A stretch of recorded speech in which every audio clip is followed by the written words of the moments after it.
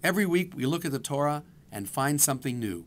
At the end of last week's Torah portion, when we finished the book of Exodus, we said, as we do at the end of each of the 5 books, Chazak, Chazak, V'nit Chazek. May we be strengthened as we go forward.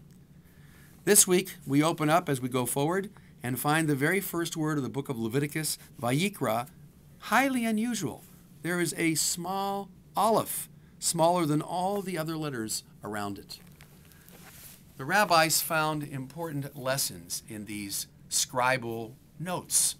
There's only 25 times in the Torah where there's a smaller letter or a larger letter, and each one has some significance.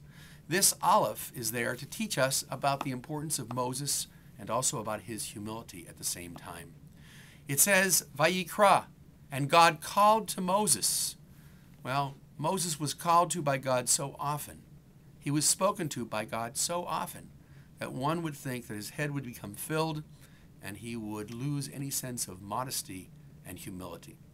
The small aleph was a reminder that Moses too is a human being. The word ani, meaning I, begins with the letter aleph. And so if Moses' word there, Vayikra, is reduced in that one letter, it's a reminder that no matter how important he may be in the scheme of things, he's still a human being like everyone else. Actually, the aleph was small because originally there were no spaces between the words.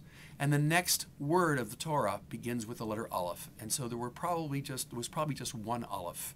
When the scribe made the space between the words, he put the aleph in there to make sure we knew that the word was Vayikra, and God called, and not Vayakar, which means, and it just happened.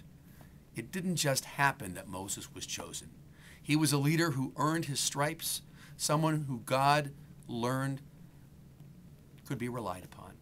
And so, in the Torah this week, we have lessons not just for Moses, but lessons for all of us.